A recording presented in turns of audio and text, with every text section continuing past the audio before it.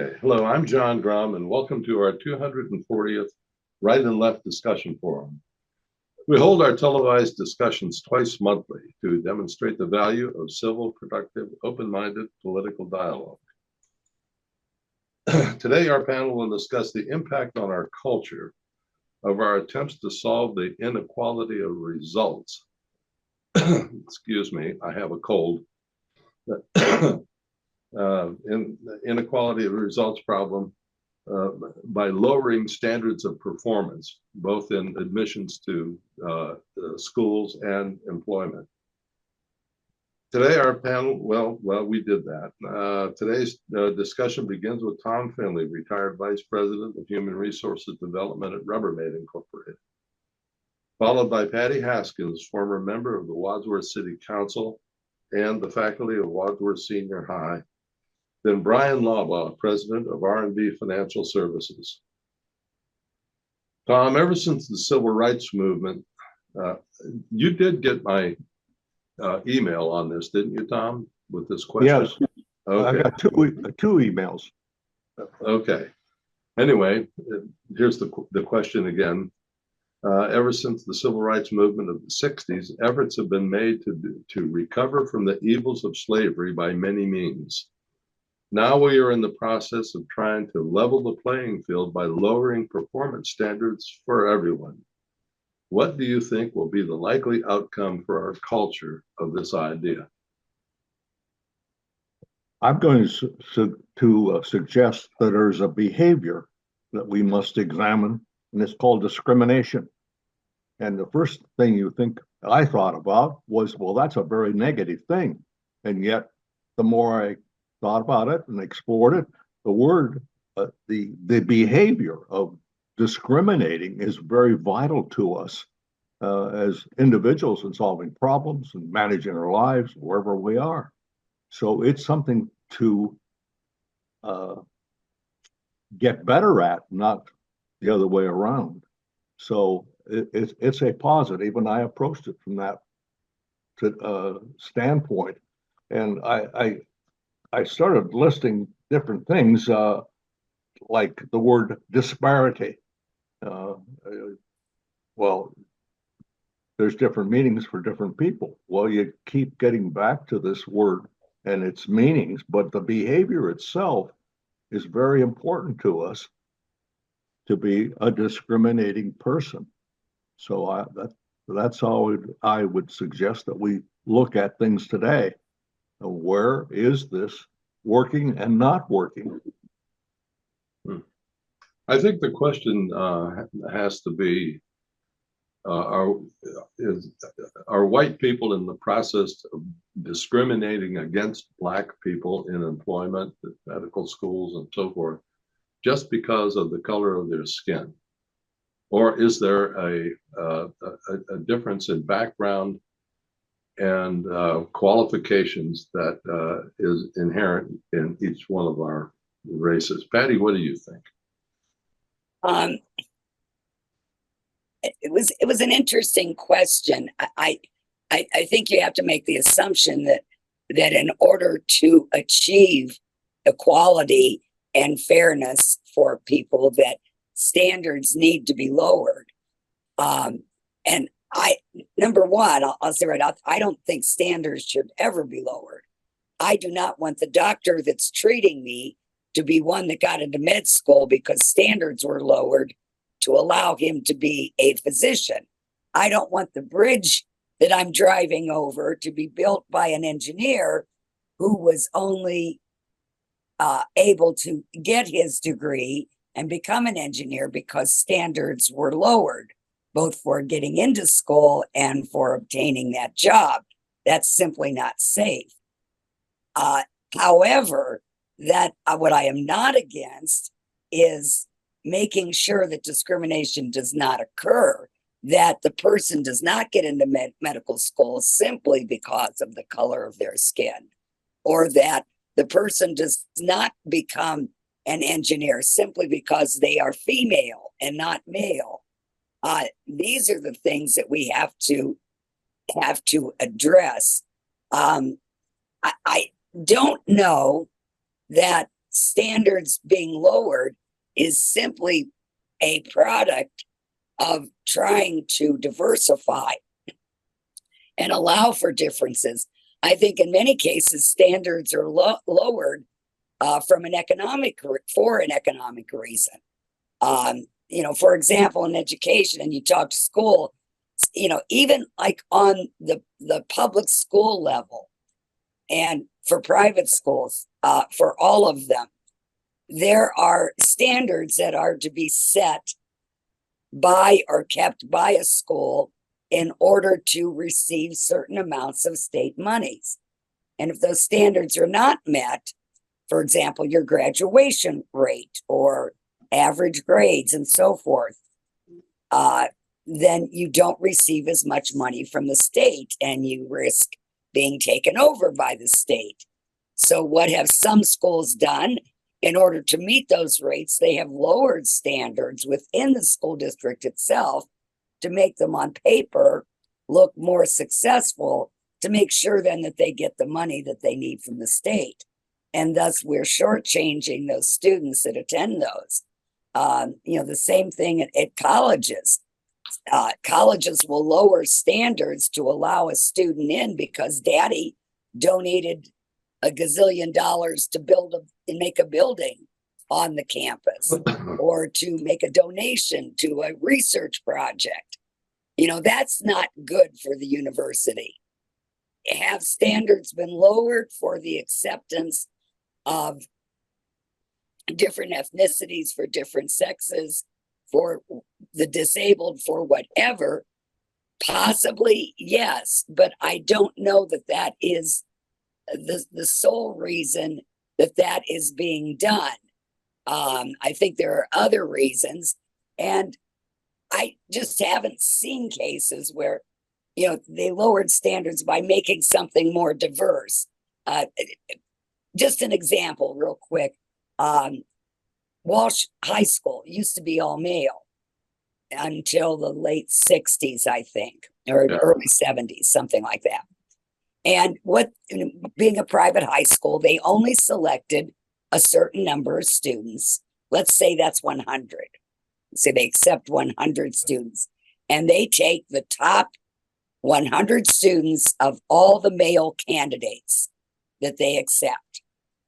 They decided to become co-ed. So what they did was they did not increase the number of students that they were taking in. They still kept it at 100, but now they had a much bigger pot to pull from. They had males and females. So you could argue that by allowing for diversity as far as sex was concerned, they actually increased the quality and the standards within that particular school. And I think that can be said in a lot of for a lot of cases where there have been quotas, or take so many from this population or that population. By increasing the pool that you have to choose from and not making it just a select group, you actually allow yourself to increase or make the standards a little higher and get a better quality workforce or student population. Well, given that example of Walsh High School, how did it affect racial disparity? It didn't. Racial disparity wasn't part of it. I don't believe.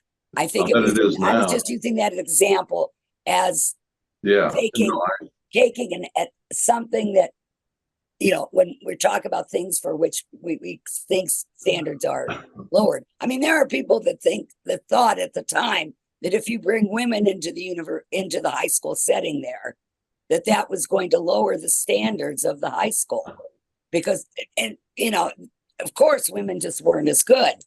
I remember hearing that women weren't as good in mathematics as men. Men were just automatically better. There were standards. The same thing, with the race issue. There is the assumption, unfortunately, by some, that the color of your skin dictates the quality of your mind and what you say and what you think. And that shouldn't occur. I don't believe in giving special privileges. What I do believe in is making or giving everyone an equal opportunity to become involved. You might be interested in this. The other day I was going through my old high school yearbook. This is class of 57 in Cuyahoga Falls, which is almost an entire, well, at the time, entirely white community. Yes. And that I happened to upon a group picture of the upper 10% of our class. It was a majority girls. Of course. To your point, I want to go back to the word discrimination, and because it sounds like it's a negative behavior for anybody to employ, and quite the contrary, it's a very important behavior. It's the values that drive the kind of discrimination decisions that you make, that where the problem comes in. So we need to teach children how to discriminate. There are tools and ways to do this in a positive way. Now, when you get into the values that we have that influence the discrimination, that's another story. Let's not confuse the two things. Values, of course, drive the kind of outcomes of the discrimination that you employ. What do you think, Brian? Well, Patty and Tom bring up some pretty good points. I did a little bit of reading on this, and what's happening now in higher education, our medical schools, our law schools, is disparate impact. So it's proportional. You have sort of a proportional choosing of people. It's not a meritocracy anymore.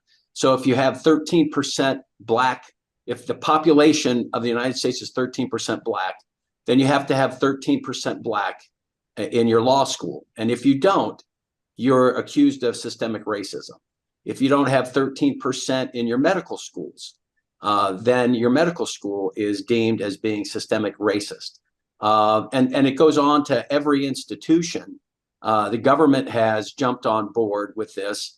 And instead of looking at some of the issues, which we're sort of talking about, education and all that kind of stuff, they feel that if they just sort of do sort of a proportional, then we'll solve that issue. But the problem is, and I got some facts here I'd like to share with you. In 2019, 66% of all Black 12th graders did not possess even partial math skills and defined to do just basic arithmetic and reading a graph. Only 7% of Black 12th graders were proficient in 12th grade math, defined as being able to calculate ratios. The number of Black 12th graders who were advanced in math was too small to show up statistically. And the ACT, SAT, LSAT, you know, the GMAT, all the standardized tests, the gap is just as wide. So instead of addressing the education level of it, we're trying to, from a proportional and sort of level the playing field. We're just saying, well, we just got to do this, and to get them in, as Patty mentioned, they're lowering the standards. When you look at our criminal justice system, you know, if 13% of your population, if more of your prisoners are Black and it's not 13% or less, then it's a racist law system. But it ignores the fact that most of the Black, you know, the crime is Black on Black, but that never gets any press. It's always the white police officer that shoots the Black criminal. So we can't have both. You can't have proportionality or meritocracy. They cannot exist. And I believe that we have to get to a meritocracy. We have to address the problem as far as making sure our schools and academia and all that stuff are teaching and bringing these kids up instead of just passing them on. And that's what's happening a lot in some of the urban school districts, is they're just passing the kid through, and they're not, you know, a large percentage can't read at a like a 6th grade level. And so we're sort of we're trying to get sort of an equality of outcome when we're not really focused on what the issue is. This issue doesn't, it's not existing in the Asian community or the Hispanic community or any of the other communities. And quite to the contrary, Harvard was sued successfully for discriminating against basically discriminating against Asian students. They didn't want, the Asian students. There were too many of them. What's that? There were too many of them. There were too many Asian students. So they put in place through their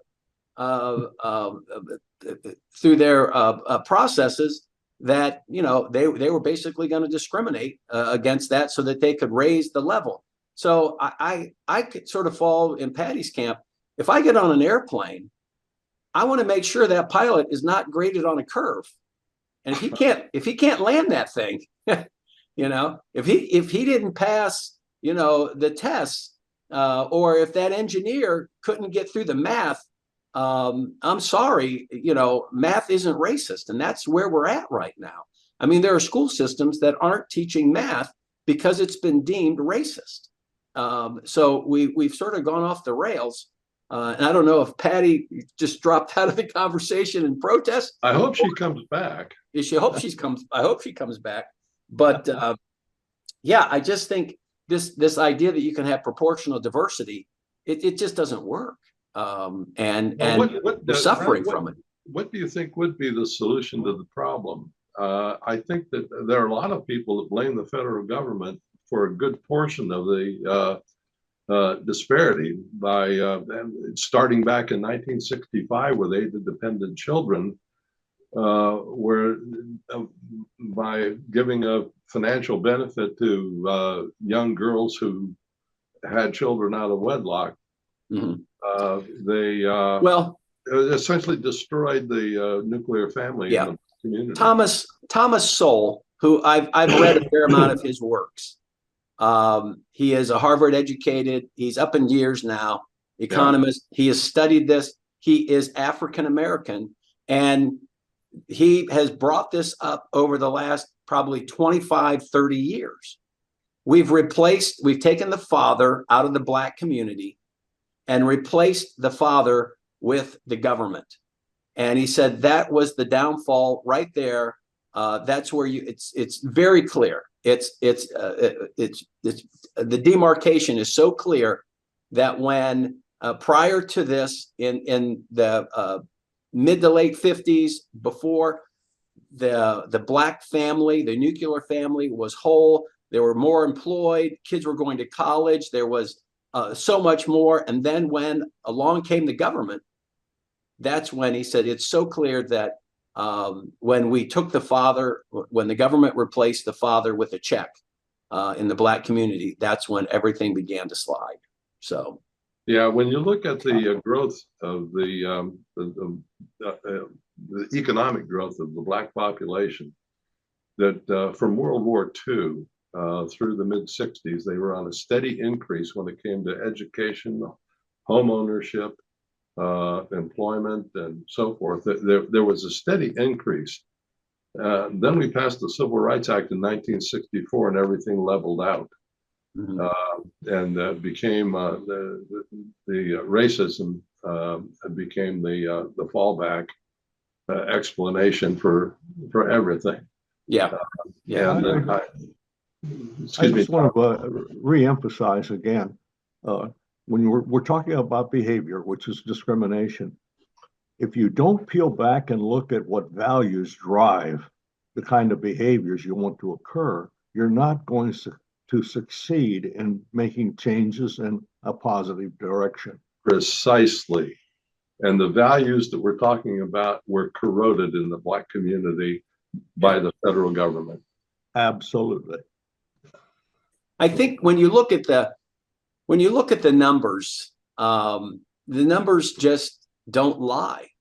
And we get into a social, this is a social impact, but it has washed over into our educational systems, our academic systems, and all that kind of stuff, because it is so important.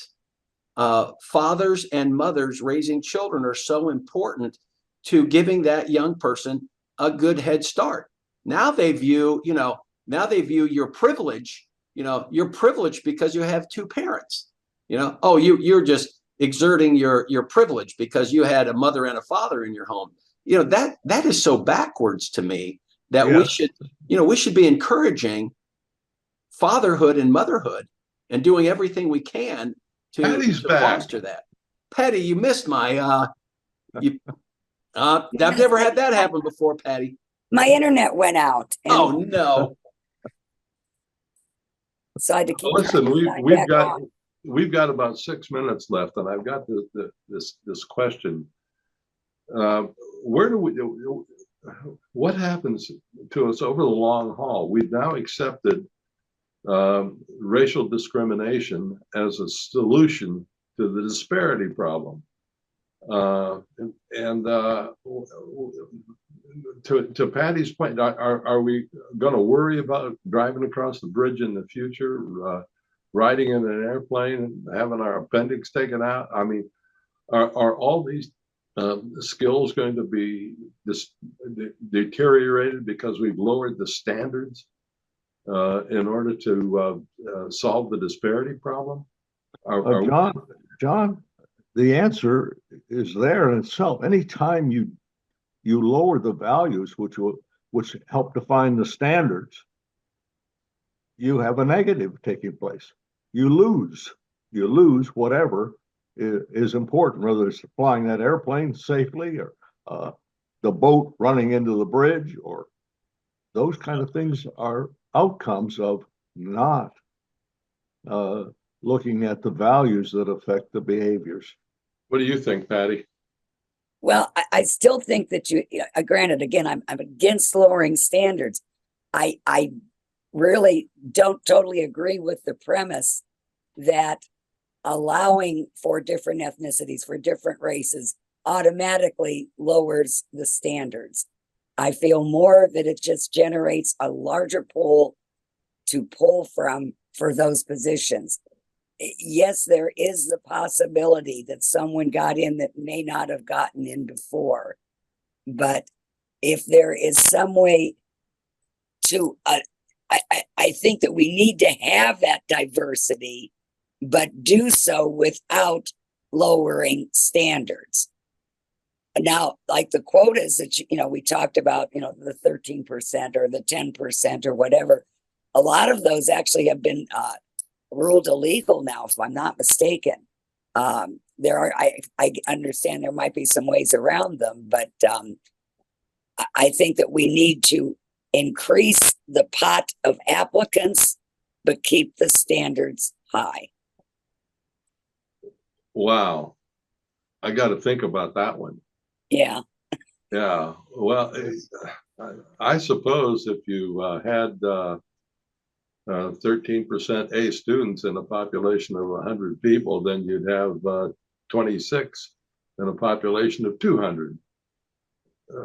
But how are you going to do that? No, I'm of the belief that we're headed in the wrong direction, that we're not really trying to solve the real problem.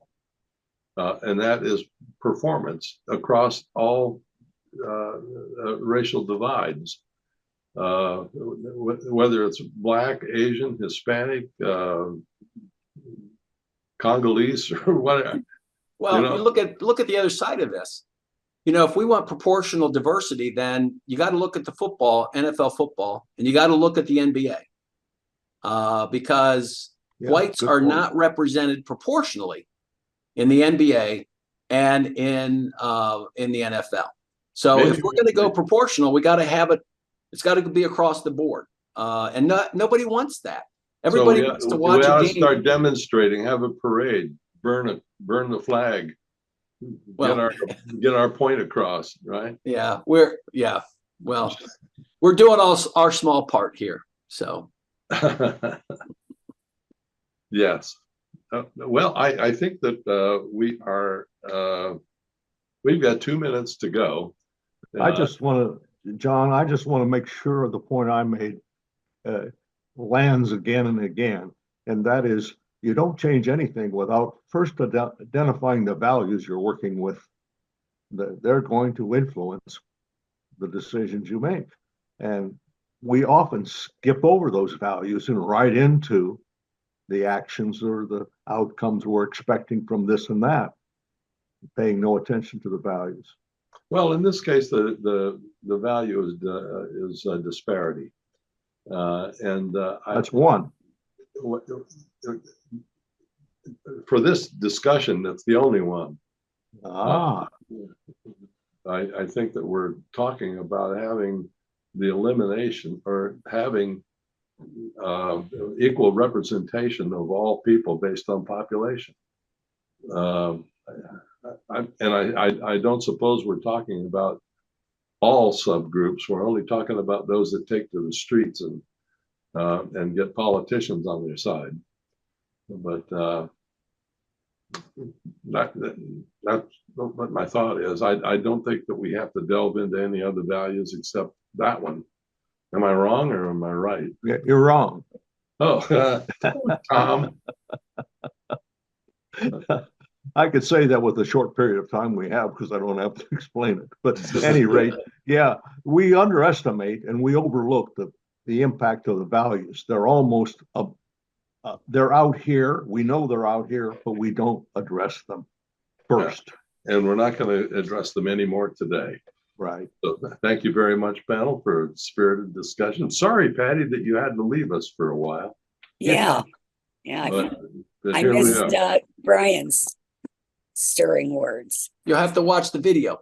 I will. It's good to see you. Okay.